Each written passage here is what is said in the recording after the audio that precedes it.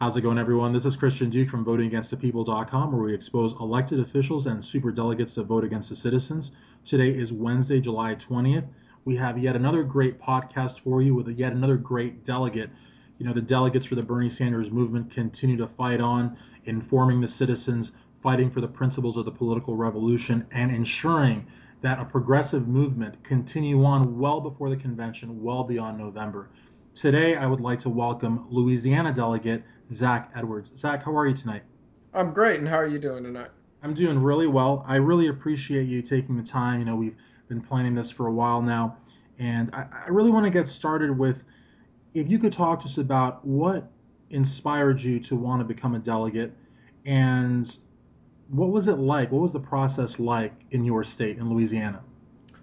Well, I was one of the first activists in my town, I would have to say, who really put on a concerted, you know, effort in my town particularly, and I got to the point where I figured if I wanted to be here through the whole thing, I needed to make it to the convention somehow.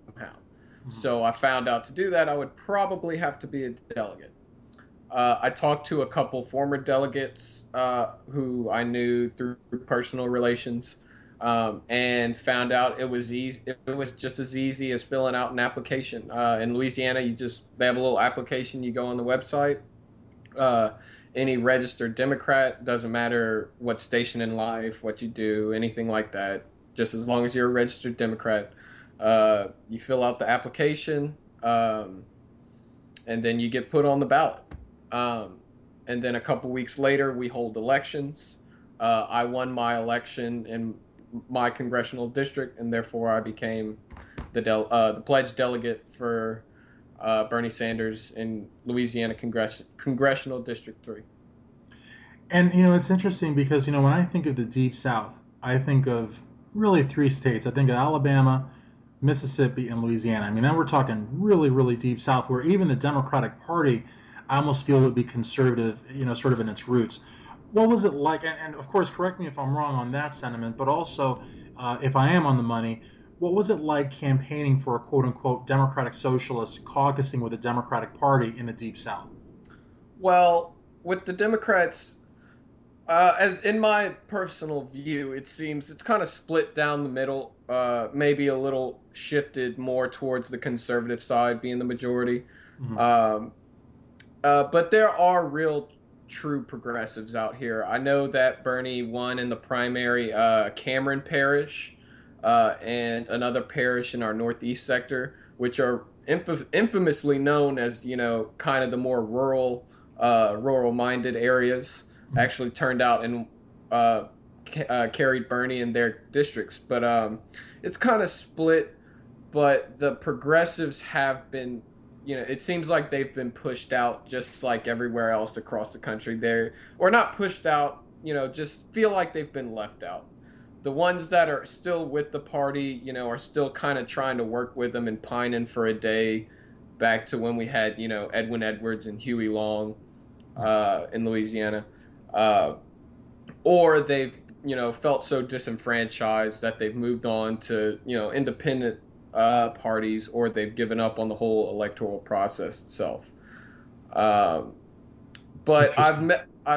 I've met a lot of great people with the Democratic Party, party insiders, party officials, people in the infrastructure of it. I haven't necessarily met anybody obstructive or oppressive in my own state party. Uh, I don't know all of them. I don't hang out with all of them, Mhm. but just from my personal experience, they've been at least pretty welcoming and opening. Most of the resentment and kind of opposition comes from the more conservative minded folk who make up more of the population in our area than normal. Uh, I still live in an area that is still plagued by, the 50s with McCarthyism and red baiting and anything remotely attached to socialism or communism is, equated with, satanic beliefs or, baby killing and all that good stuff. I had Sure. property damaged. I got called names Oh my across gosh. social media. They did interviews with me on local news outlets, and I was called all kinds of names on the local Facebooks. And, people would drive by, flicking me off and calling me commie. It's your typical what you would expect in the South. Well, it's But, interesting. Yeah, I mean, just real quick, it's just interesting because in the South, even the segregationists would associate civil rights with communism. Anything that they saw as, and I'm not saying that there's any of that left now, but anything that they associated with evil, which to the segregationists, civil rights was anathema, they would associate with communism. And it's crazy because, in 2016, people would be basically harassing you and flicking you off, and yeah, it's crazy, but it's you know communism and socialism aside, because we're not advocating either one really in the hardline fashion, but mhm. the idea of progressive values, and my gosh, there's nothing more progressive than civil rights and marriage equality and women's rights and immigration reform. It's crazy how progressive values still really scare the crap out of certain elements in society, even in 2016, especially maybe in 2016. But go on, I'm sorry. Yeah, and it's a lot of fear. It's a lot of fear-based stuff. Change isn't, a real big thing down here. But I'm kind of blessed though. I speak more of the outskirts of my town and Mhm. other parts of Louisiana, but I kind of live in a progressive town, Lafayette, Louisiana. We have the only utilitized internet service in Louisiana. Oh, We don't, cool. yeah, we don't pay extravagant provider fees like a lot of other people are required to. We lead the nation on rehabilitative courts and law enforcement in the whole process. Um, been one of the leading examples of how to uh, instead of having punitive protocols and punishments for crimes, having actual rehabilitative That's awesome. or working back to integrate these people back into normal society. And I got to tell you, that's one thing with Bernie. Also, prison reform is a huge thing. I know that the Hillary camp, unfortunately, I don't know how she's going to get around it, but she likes to work with the private prison industrial complex. And, making, a lot of people complain that, people that go to prison are basically leeching off the state, but that's actually not true. The state is actually making money off the prisoners. And it's crazy because, drug offenses and, things of that nature, the more minor offenses, really honestly you could take care of with fines and community service and rehabilitation, not necessarily just throw everyone in jail and throw away the key. Mm-hmm. um, and one of the things too that I think is really important in what you said too is that I think that even though like there's a lot of fear when it comes to Bernie Sanders, there really hasn't been a candidate like Bernie ever. I mean, like this is like the first of a kind, and I think maybe this time around there was some people that were kind of uh, wigged out or whatever, but who's to say like the next election or then one after that or for local races? We'll talk about that further in the podcast, but who's to know if the same people might not be more receptive. Mm-hmm. Let's talk a little bit about issues because every delegate seems to have issues that are like near and dear to their heart. For me, it would have to be the living wage, single payer health care, and foreign policy. I'm huge on foreign policy, especially the Arab Israeli conflict. I'm a huge supporter of Bernie's outlook on that. But what issues are of major importance for Zach Edwards for you? Um, there's it's a weird thing for me the way I look at it. The most important in the sense that needs to be addressed now would be climate change. It's we're 10 years past when we should have done something, and or we're or however long you want to look at it. Sure. Depends on how you want to look at it. We're so many years past when we should have done something, and now we're gonna have to play the game of how little can I mean how how little effect can we make this have on the earth? You follow me? I follow you It's totally. I mean, I and, and I it's and I noticed that you're having trouble wording it, and I would have trouble wording it too because we're in such a bizarre place and time where you still have large chunks of the Republican Party that still believe this is just a liberal myth. I mm-hmm, mean, and we're watching the world, the polar ice caps. We're watching, climate change and global warming and you know, the ozone layer, which we've been hearing about that since the late '80s, and we're just watching how the world is just crumbling and we're doing nothing about it. Yes, and the effect it has on weather phenomenon, it has just been demonstrably one of the biggest examples of how it's affected us. And you know, regardless of who you ask, about 97% of scientists are either going to give you a timetable of about 50 to 200 years before we start seeing immediate devastating effects. And regardless of how long they tell you it is, that's not long enough. We need to extend that a lot longer than 50 to 200 Oh my years. gosh, That's yeah. short in the grand scheme of I things. mean, and again, I don't want to get into the whole like evolution versus creation issue or whatever, but even in biblical times, let's say biblical times has been what 10, 15,000 years, 200 years is nothing, and in terms of the actual like evolution or whatever of the world, that's nothing. So, and what's crazy to me is that some people are they're totally indifferent with gambling with basically the well-being of their grandchildren. I mean, it's really not that far away. People are living into their hundreds now, some of them, So, I mean, 50 years is really what, one or two generations maybe. Yeah. It's And, really not that much.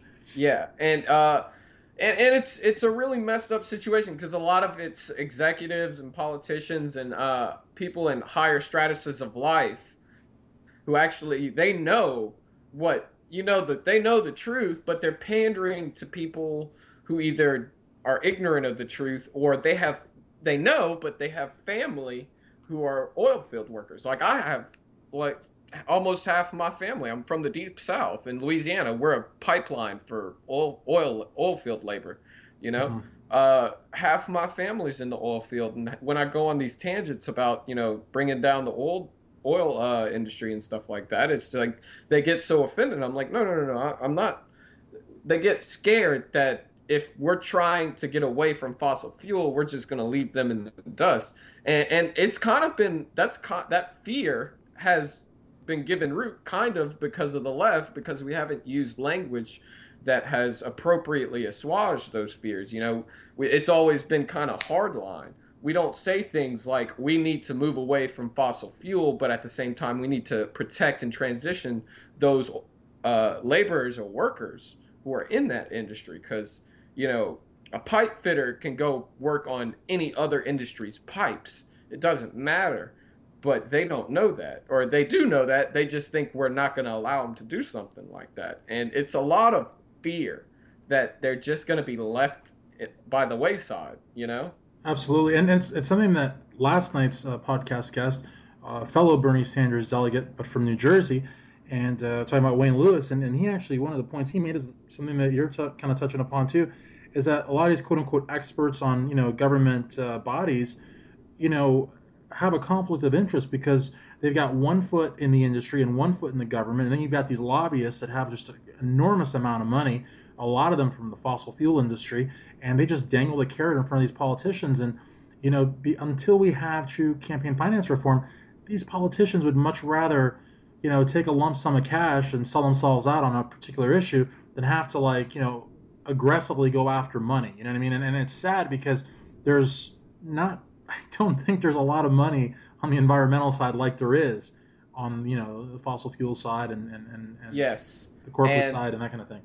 yeah, and that kind of touches upon my second issue, which is banking regulations. That banking regulations is one of the most. I would put it ahead of campaign finance, because campaign finance surrounds corporations giving money to politicians, and that's the problem. Hmm.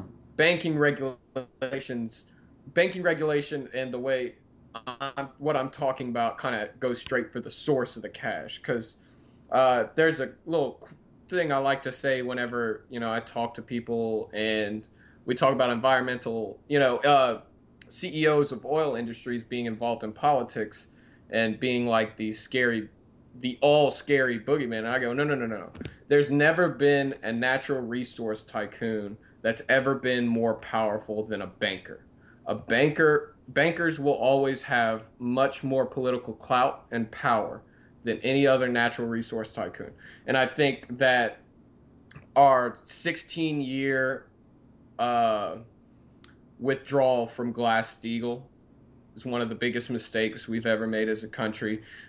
Uh, our our lax information disclosure laws and our foreign policy in regards to bank haven countries is kind of disgraceful, and it just it takes all this money out of circulation and out of the tax circulation. I mean, and it just puts it somewhere where it's not helping anybody but the the rich, the very rich who put it there. And on the banking side with Glass-Steagall, allowing investment banks to blur the lines between commercial and investment banking and to engage in very high risk speculative actions. Uh, it's just plain and simple allowing the banks to gamble with our money, like everyone says, and it's just been one of the most atrocious things I've, you know, that it's one of my bigger problems with that have gone unaddressed for a long time. And I have to say, I mean, your points are so insightful and well presented because, in all honesty, I never really thought of it that way. I mean, I always thought of like these fossil fuel tycoons as being the major players, but you know, you were very convincing and very persuasive in the sense that actually, no, really, the bankers are really the power behind even these, you know, fossil fuel tycoons. And Yeah. actually, yeah, and banking is really. And I know that Hillary and you know the Republicans they like to talk about how regulated it is, but I mean that's really kind of a pipe dream, and I really don't believe that they're all that Uh, regulated.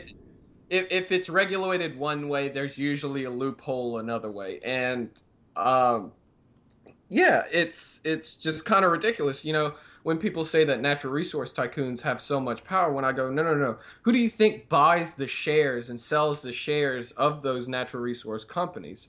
Who do you think corners the markets on crude oil in certain countries so those natural resource multinational natural resource or fossil fuel industry companies can go in and take that crude oil, you know? Absolutely, and who now, who yeah, who buys that a country's debt so that all these natural multinational natural resource companies can come in and take those people's natural resources and wealth and disperse it elsewhere and take it exactly. away from And when them. you say multinationals, that point is very well taken, because in this age of globalization that everybody seems to be talking about, it's all about multinationals where they don't really know countries. It's just money. There's really, I mean, it's a nice thing to think about as culture without borders.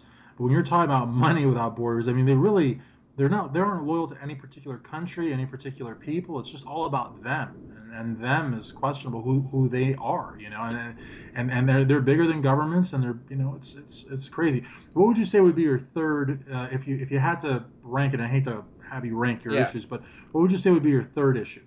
Our general foreign policy in general, the way that general foreign policy in general, but Yeah, uh, how it's centered around conflict and regime change and subversions of democracy elsewhere.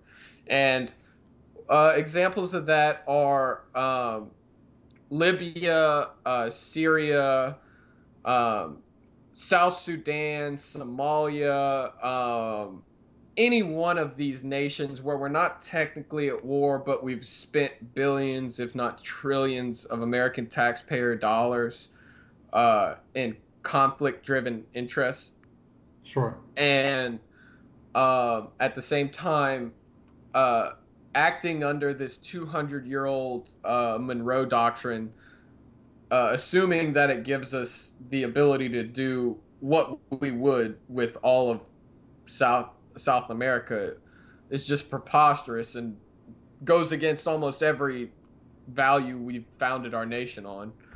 Um, And what's interesting is that we're seeing, you know, what we saw in the 80s, you know, with the Contras in Nicaragua, we're kind of mhm. seeing the same thing where you have, you know, the arming of, you know, freedom fighters, whatever you want to call them, really, because I mean, in all honesty, you know, today's freedom fighters, tomorrow's terrorists. I mean, that's what we had with Al Qaeda in Afghanistan. I mean, there's pictures of Mhm. Donald Rumsfeld with Osama bin Laden at the time. They were the Mujahideen, you know, and it was Mhm. Rambo 3, and it was these freedom fighters. And then, you know, 10 years later, they were terrorists. But I mean, it goes from, covert to overt, and, you know, sometimes we're arming people, you know, overtly, with the support of Congress. Sometimes it's covertly, where the taxpayers are in the dark, and the Congress is in the dark, and it's crazy because it, we don't have a very good track record. I mean, Libya is a breeding ground for Al Qaeda and what's the other one? Syria. ISIS, right? And then Syria. Clinton is already talking about how she's going to promote airstrikes. I mean, it's troubling. It's very troubling. I mean, um, I, There. I'm sorry. no, I was just going to say, and I'm not. Bernie Sanders is not a pacifist, but I like Bernie Sanders, and I even like Ron Paul, who's really not a factor in this election. But I do like the libertarians in the sense of their foreign policy. They're more about diplomacy and using sanctions and other things, freezing assets. But this war hawk nature, and Hillary Clinton totally has it. I mean, she voted for the war in Iraq. I mean, that's probably the biggest blunder in foreign policy in the last 20 years. And she doesn't seem to have learned her lesson. So again, I don't know. Yeah, and there's there's three major issues at hand with our foreign policy that I see. The the first one that's the most sensationalized and publicized, but I don't but in my opinion is the least existentially threatening one is ISIS and the war on terror and our presence in the East in general. And it's the question is how do we stop terrorism? Well, it's a very simple answer. Stop dropping tons and tons of bombs on these people and killing innocents. Even even if your purpose is to kill militants, the wanton killing of innocents and the seeming apathy of the United States government towards it is what is really fueling this terror and this jihadist nature in these radical movements. That coupled with this the trope that America is backwards and bigoted. Uh, and it's a very simple solution. We start getting local forces to take on the brunt of boots on the ground and budget expenses with other nations in an oversight role. That is one of Senator Sanders' proposals that I strongly agree with. I think uh, any increase in boots on the ground anywhere in the East or any major increase to our spending budget, not the budget accrued, but amount spent on average, would Right. be a huge mistake. And again, Now, and just to interject some real quick, it's crazy because we're playing right into the hands of the terrorists. I mean, ISIS has made no secret of the fact that one of their top priorities, one of their number one wish list items, if you will, is actually luring American boots on the ground and having an all-out war. I mean, they want this.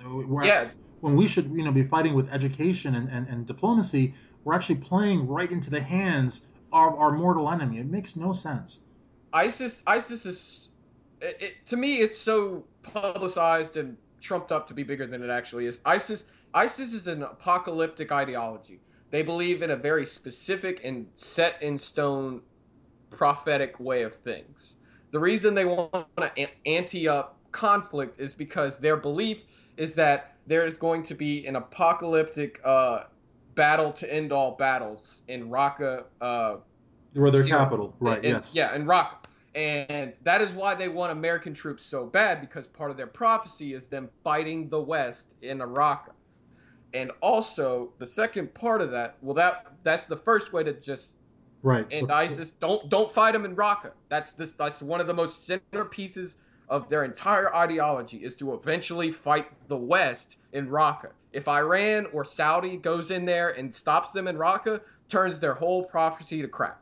Second part of it is the Caliph Baghdadi. He is specifically chosen from a specific line, kind of like the prophecy of Jesus of Nazareth. Right. Is how Jesus was chosen from the Davidian line. Well, Baghdadi is chosen from the line of Ishmael, I think. Uh, but he's from a very specific bloodline, and he has a very specific authority as a caliph. He has a territorial authority of conquest. Every year, he is required by ideology to expand his territory. And the simplest way to stop him is to not allow him to expand his territory. You can do that without expanding any increase in troops or budget at all. You just keep you let the Kurds and the Rohavans and all these other really good rebel groups and uh, groups that are like-minded with actual American values.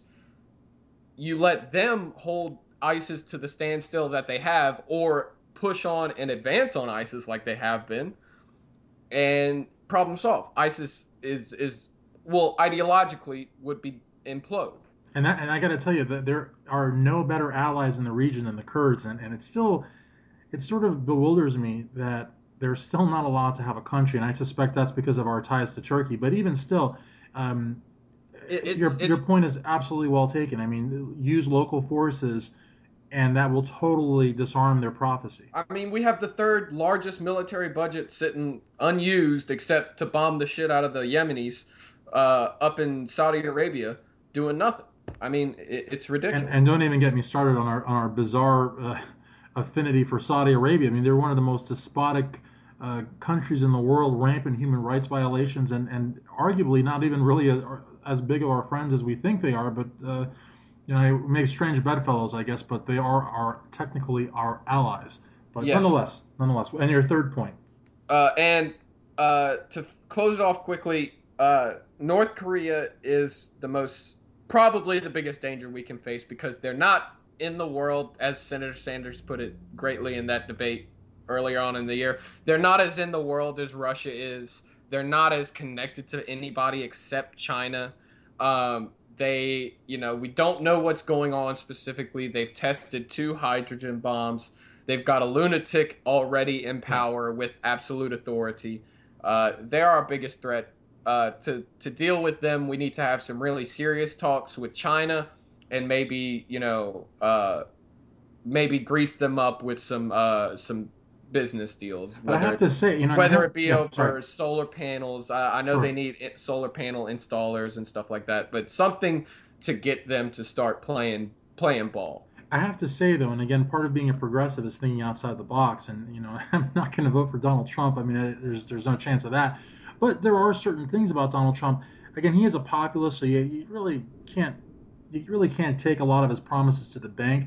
But he's the only candidate that I'm aware of that's even broached the subject of direct talks with North Korea, which I think, again, do you want to reward a lunatic? No, but again, their only quote unquote claim to fame is the threat of nuclear weapons. If somehow we could have direct bilateral talks with them, I think that might actually do something as opposed to constantly ignoring them and going through China. But again, they would have to show uh, some kind of act in good faith. And up until now, as you correctly pointed out, all they've really done is made a very dangerous nuisance out of themselves. So they're a really bizarre country, and again, even China arguably can't control them. So you hit the nail on the head. North Korea is a dangerous country to deal with. So And Russia, it's not as big as people are playing it out to be. But the problem with Russia is the same problem the West has always had with Russia. We need to stay out of their backyard. We need to stop expanding towards them, and we need to stop leaving them in the dust when we put them on the spotlight. I mean, it happened in World War One. It happened in World War Two. It's happened throughout the Cold War. We set them up. Hey, we're gonna fight with you. We're gonna be allied with you. And then maybe 6 months in, hey, we gotta go. Y'all carry the brunt of it for a while, and then Russia gets screwed every time. And then absolutely. after the effects of all that, we turn around and go, you're trying to expand too quickly. You're trying to be imperialistic. We're gonna overreact and try to surround you with as much show of military force and try to, whip it around as much and try to impress y'all and scare y'all and all these ridiculous moves that we play over and over again with Russia, when simply we just need to stay out of their backyard, show them, uh, uh, relate with them with respect, in our dealings, and have a hard line with them when it comes to things.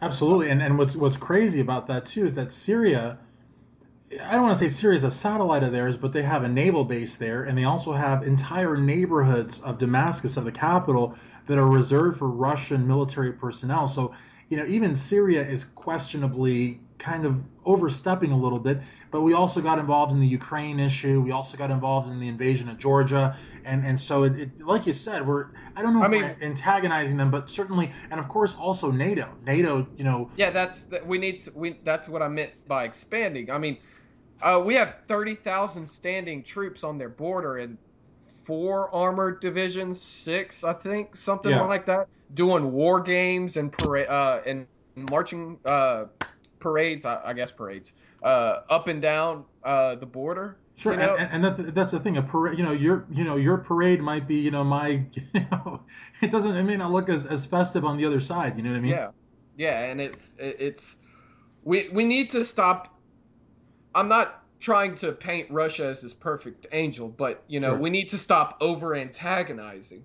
There's reasonable hard lines that can be taken, but at the same time, you can't just play the you know Joe McCarthy Zigbegnu conflict first with the commies sort of thing. Sure, and I think that You- they're trying to sort of recreate an old enemy like an old sort of yeah. common enemy that, like, not common, but an old familiar enemy, and just repaint them. Okay, they're not communists now, but they're still trying to take over, and they can't Mhm. really do that with China because China's a different sort of.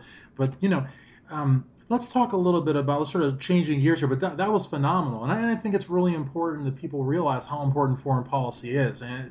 and it's dangerous because in the sense that we could very easily repeat the mistakes of the past and essentially have learned nothing. Mhm. As far as Bernie's endorsement last Tuesday, a little bit over a week ago, if you could sort of touch up on that, what were your reactions to? Again, he didn't suspend his campaign, but he did endorse the former secretary. What was your take-home feeling about that, and also quickly your thoughts on the super delegate system, which again I don't think anyone on our side really supports, but everyone has a different sort of take on that. The endorsement, um, it wasn't a surprise. I kind of knew it was coming. Um, I will say that while I, I feel the senator might have thought he was making a smart political move, I can see that, and I can see the viability of doing it for political measures. And like you said, he didn't suspend his campaign. He didn't, endorse and drop out and release his delegates and all that. He just endorsed her and made very clear that she had made some great movement to the left on the platform and had shown some sort of cooperation with him with trying to keep this political revolution alive and unifying the party and all that. Now, personally, I wouldn't have endorsed her before the convention. I'm one of the. I guess it's just the former athlete in me, but I like to play things until the clock ticks zero. Even in the face of the direst of circumstances. Uh, it and I mean, it's kind of a principle thing for me, but I'm not. I don't hate him. I'm not overly angry. It was emotional when it happened, obviously, but I it wasn't. I wasn't distraught. I didn't go burn my voter registration card. Sure. Uh, It I was was it was a little bit more sugary than I would have preferred. I mean, it seemed to yeah. be a little. And when Hillary I, said, we also accept $27 donations, I just nearly died because she's not yeah, a very tactful person. yeah. She doesn't have a lot of tact, but I will say I think it was aside from my principal dispute with the matter, I think it was a brilliant political move in the sense that he has put her on the main stage, and now if she doesn't play ball this whole year, it's him just saying "I told you so." Sure.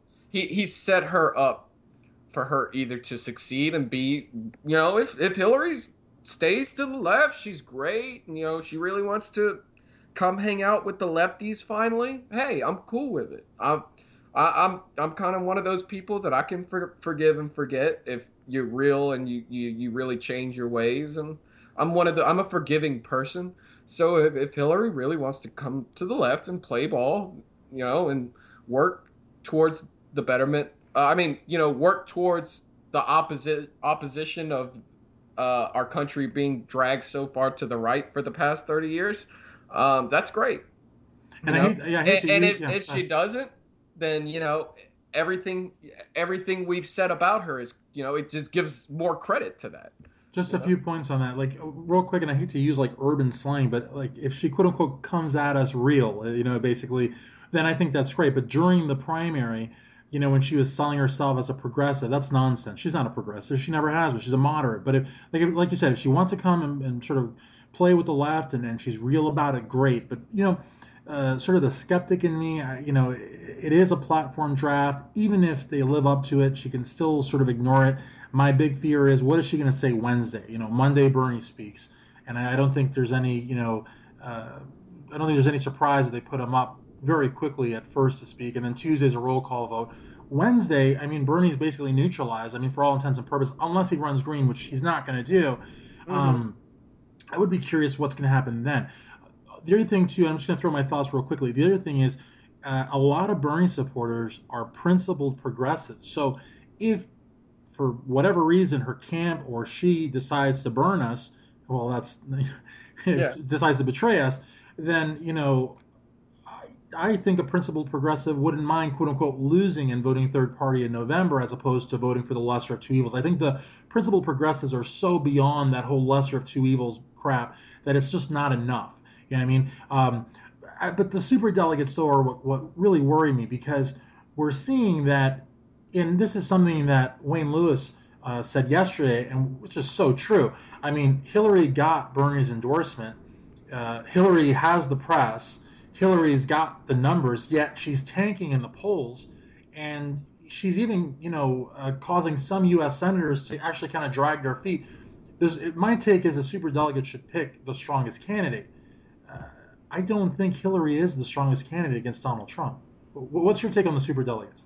Um, in this particular election, we're not going to get rid of them. I No, think definitely not. I do not like the super delegates, but in this particular election, I agree. The super delegates, they should vote for the strongest candidate in the general election, uh, or they should vote for who their state voted for.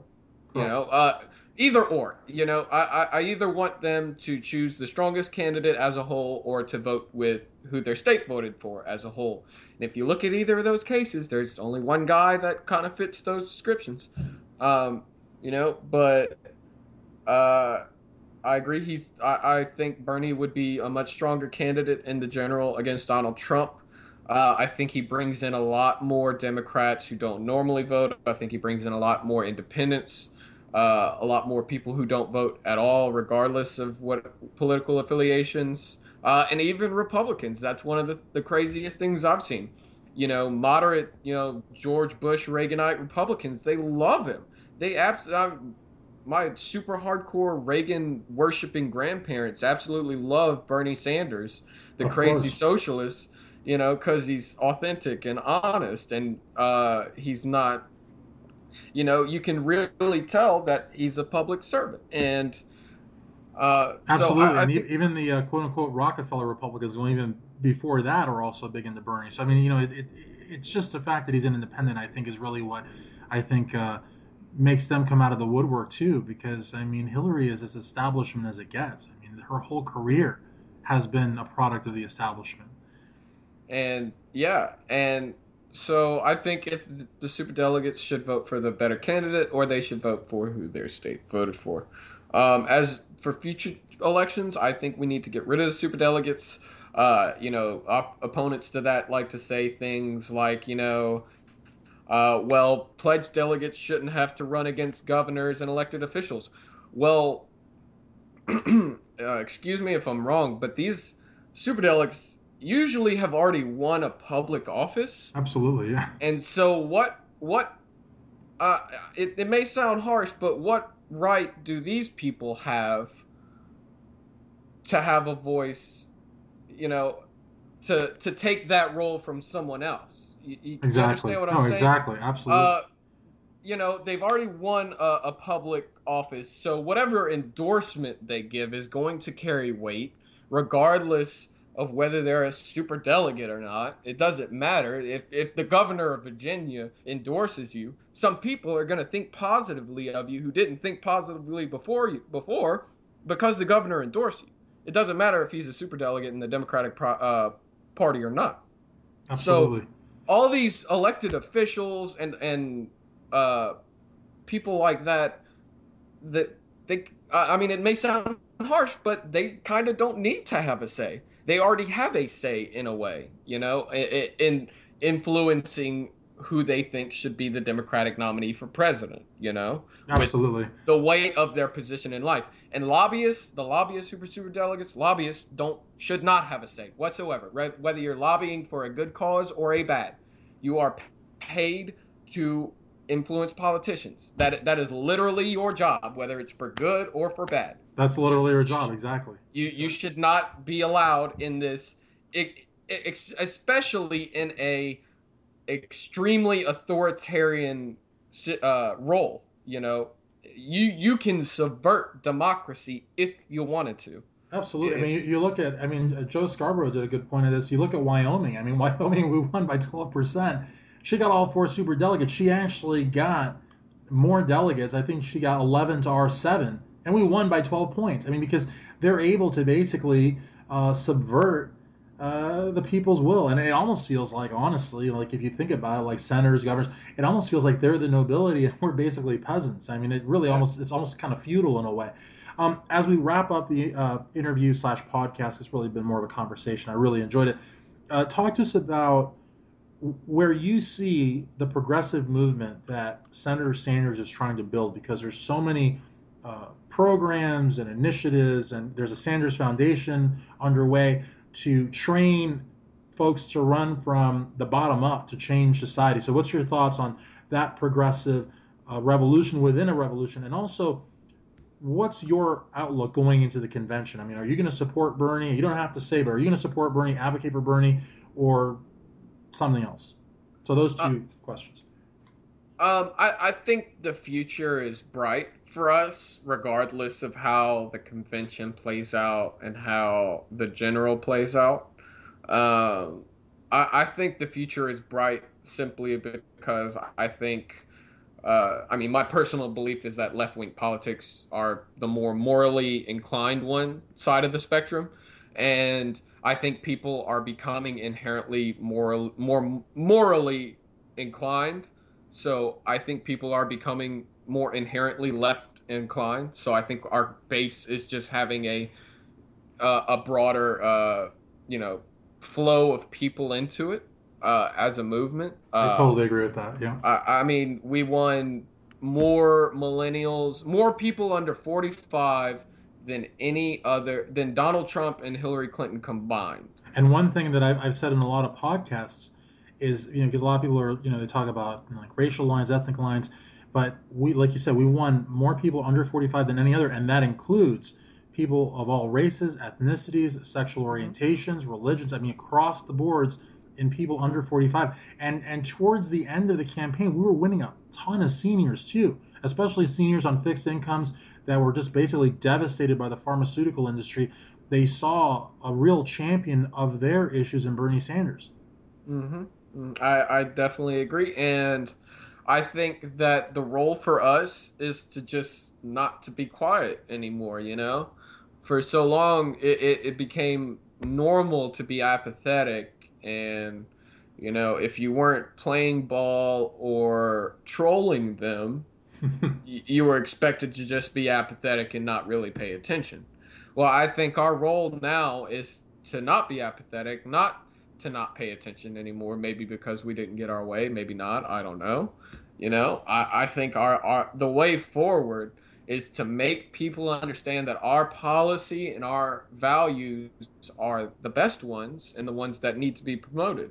And we need to do that by having structured debates in our normal lives, talking about issues, not just skirting away from them, going to more public events and civil events, peace marches, protests, peaceful protests, that sort of thing, town halls, all those, that range of activities. Uh, getting more people involved in voting, even if they differ greatly from you philosophically or politically, even if they're hardline Republicans and you're a hardline Democrat, get them registered to vote, and in the mix, because it doesn't hurt. Absolutely, There's and I have there, to, there yeah. there's very few ideologies that I will say should not inherently have a voice whatsoever, but they are very few, and you can probably count them on one hand. Absolutely. And the thing about this podcast, and we're going a little over, but it's okay. Like, some of these podcasts are going over an hour, but we're still good. Is that, this particular channel I've had it for 8 years. These podcasts are going to, of course, get a lot of hits now as we go into the convention in November, but they're going to get listens years to come. And these, what we're doing here is going to serve as a template for political revolutions across the country from the local level all the way back up to the national level. And I don't think anything we're doing here is in vain. I really think we're setting the groundwork through Senator Sanders' leadership for a much brighter future.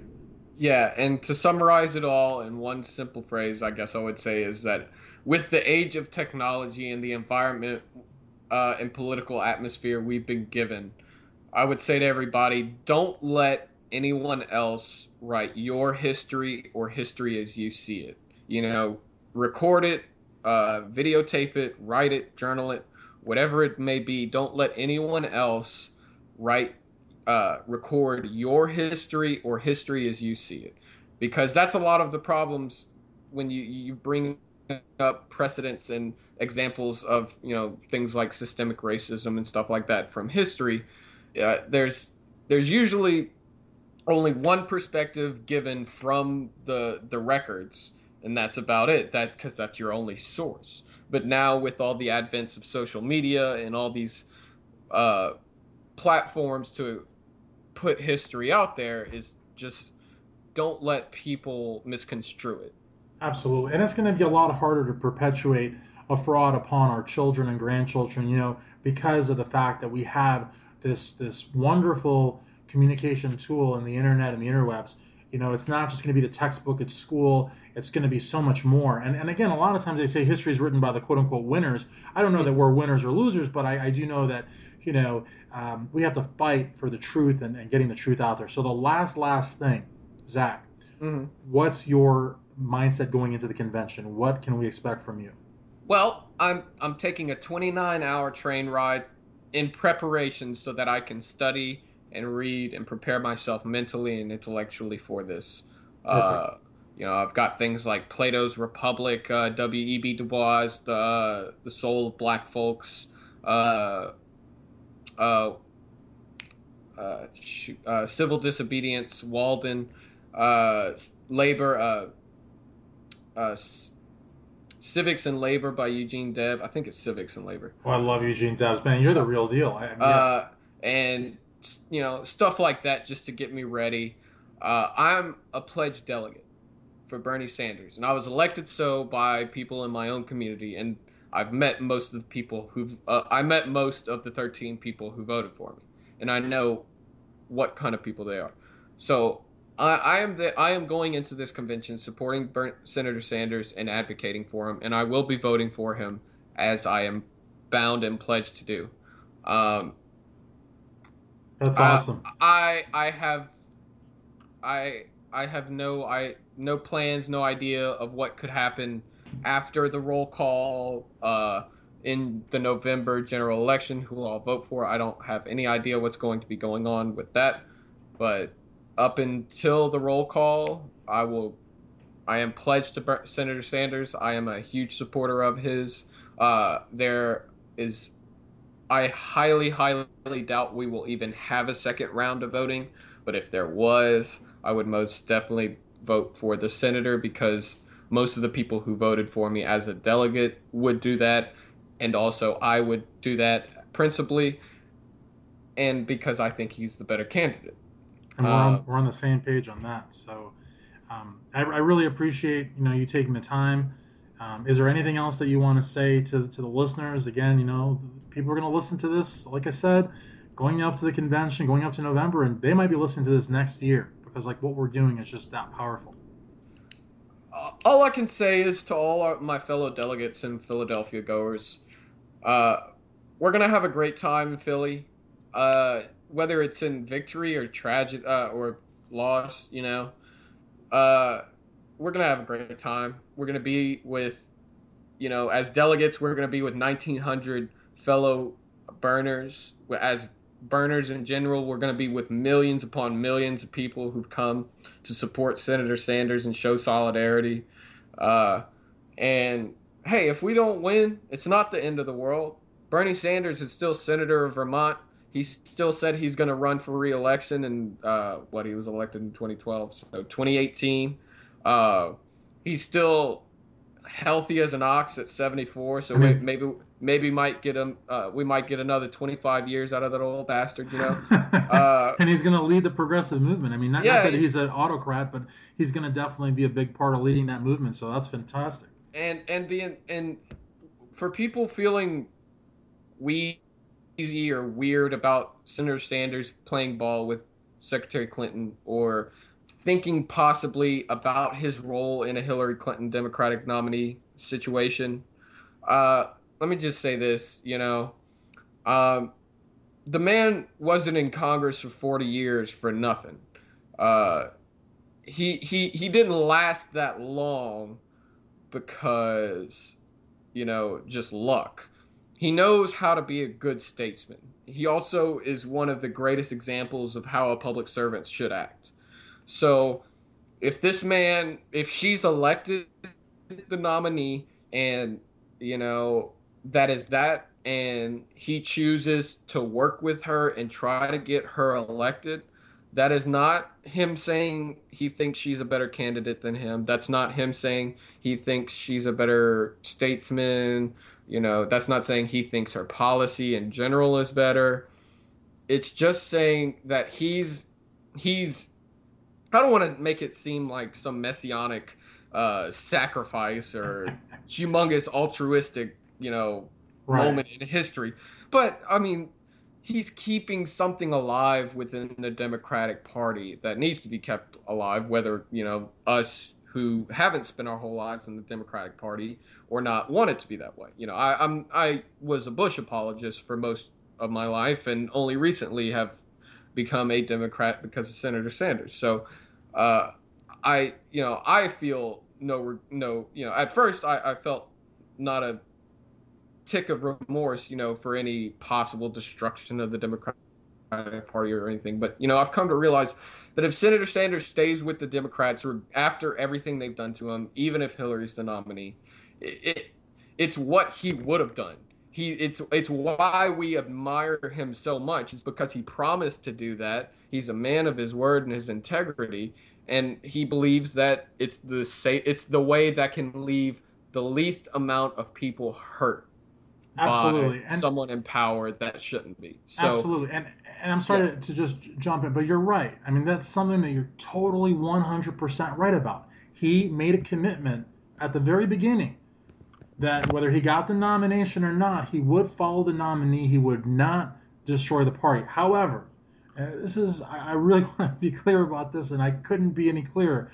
To Hillary Clinton, which I really doubt will listen to this, but hopefully some of her surrogates or whatever, to not burn us on the few promises that they did give us in that Orlando platform draft. Because if they do, then at least as far as I'm concerned, all bets are off, and I will not feel bound to voting for her in November. That's just Uh, me. I'm undecided and would like to leave it at no comment just No because comment. Perfect. I don't know. I'm not sure. But I would say that would be a very devastating move for the It Democratic would be. Party. It I would would be. be I Absolutely. would be greatly disappointed and greatly ashamed of the Democratic Party and would see it on par. It would be damn near close to what the Republicans did yesterday. You Yeah. know. So that would be my stance. Awesome. Well, I really want to thank you. It was great talking to you. Zach Edwards, delegate for Louisiana. This is Christian Duke, delegate for Kentucky. Check out this interview at votingagainstthepeople.com and hundreds of Facebook groups. Thanks again, Zach. Thank you.